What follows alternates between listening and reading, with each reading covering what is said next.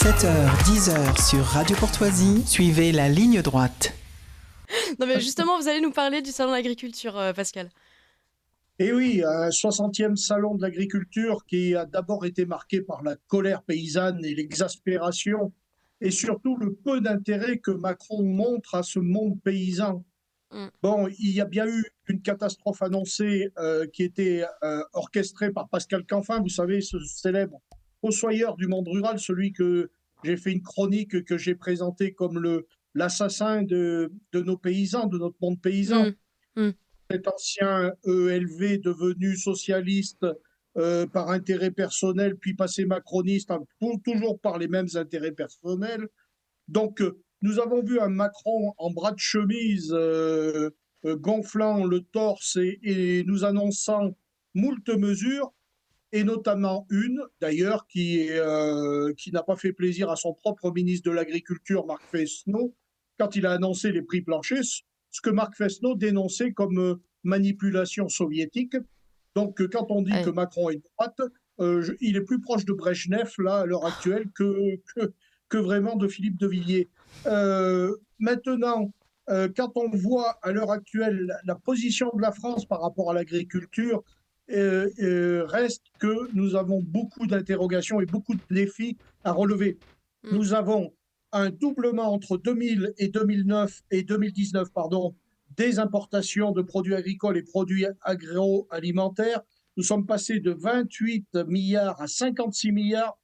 Nous importons 4 poissons sur 5 qui viennent de l'étranger, 53% de la viande ovine, 42% de nos poulets que l'on mange viennent de l'étranger. Il faut savoir qu'en grande majorité, lorsque vous allez au restaurant, vous mangez de la viande étrangère, vous ne mangez pas de la viande française. Nous avons 71% des fruits qui sont importés, 28% des légumes, 40% de beurre, 40% vraiment la moitié de beurre. à chaque fois.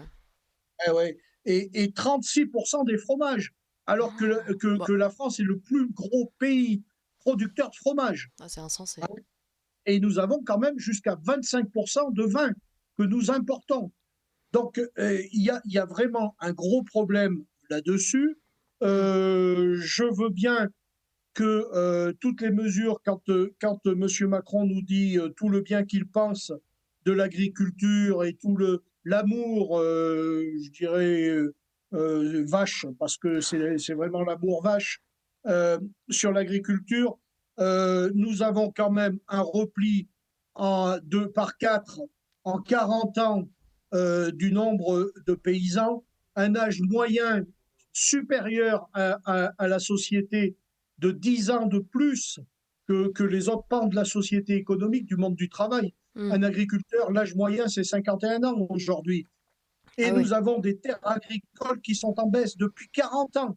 Une forêt qui progresse, certes, depuis 40 ans, d'1,5 million environ d'hectares, mais qui est une forêt qui a perdu de sa valeur. On a beaucoup moins d'arbres nobles comme le chêne à la place de résineux.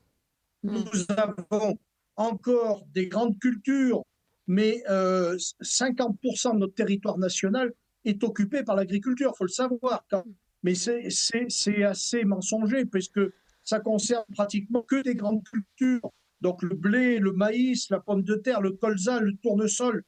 Donc nous avons, et alors là, ce qui me sidère, moi, je vais vous dire, Maud, ce qui me sidère, c'est qu'il a fallu qu'on attende 1982 pour que la femme agricultrice, d'abord le terme agricultrice est rentré dans le Larousse qu'en 1961, déjà.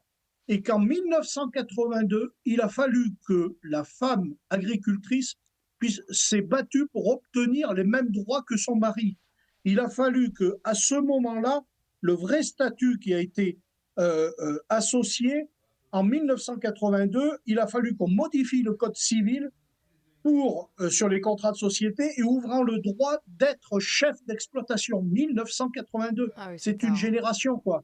Ouais. Ah oui, donc quand on voit ces femmes qui sont des héroïnes du quotidien, une femme agricultrice, c'est une femme qui se lève avant tout le monde et qui se couche après tout le monde. Hein, elle aide son mari, elle dirige une exploitation quand il y a 25% des femmes qui sont chefs d'exploitation, mais elles ont toutes les tâches d'une femme normale. Et par-dessus ça, un travail infernal, même si la mécanisation a beaucoup aidé. Mais nous avons quand même ces gens-là qui s'échinent à travailler.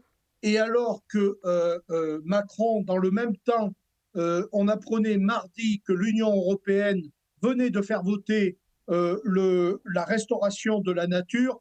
Donc, à partir de 2030, 20% des terres doivent être retournées à la nature. C'était le projet de M. Canfin. Hein, et M. Canfin a été confirmé par M. Macron dans la liste pour les européennes. C'est-à-dire que M. Macron met un doigt d'honneur à toute la paysannerie française en leur disant « vous pouvez toujours bloquer, vous pouvez toujours gueuler, j'en ai rien à foutre, je préfère prendre la direction d'une écologie punitive, parce qu'avec Canfin, c'est l'écologie punitive, c'est le Green Deal, c'est le Farm to Fork, la baisse du cheptel en France, c'est des normes environnementales encore plus difficiles, puisque là, avec la restauration de la nature, je vais vous dire que ça va être infernal pour nos paysans, parce qu'il va y avoir des normes qui vont se rajouter encore à celles qui existent, et on a un discours présidentiel qui nous raconte n'importe quoi, et surtout qui n'aime pas son monde paysan, qui fait tout pour le détruire, et malheureusement, l'avenir s'annonce difficile pour nos paysans. Et j'ai vu notre ami Sébastien Béraud, celui que la semaine dernière où il a eu quelques difficultés au Salon de l'Agriculture. Il a voulu entraîner derrière lui une certaine colère. Bon, je suis d'accord avec tout ce qu'il dit sur l'agriculture, pas du tout sur le principe de quitter l'Europe.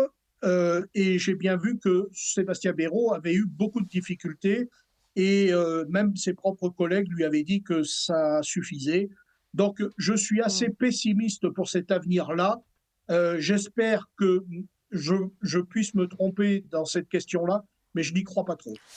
Bien, merci Pascal Pointu. Nous, on essaie d'y croire quand même. Et merci pour l'hommage que vous avez rendu aux femmes agricultrices. C'est très important et c'était vraiment bienvenu. D'ailleurs, je précise simplement qu'au sein de l'agriculture, on croise énormément de jeunes agricultrices qui ont le courage vraiment de s'engager aujourd'hui. C'est merveilleux. Merci Pascal Pointu. À la semaine prochaine.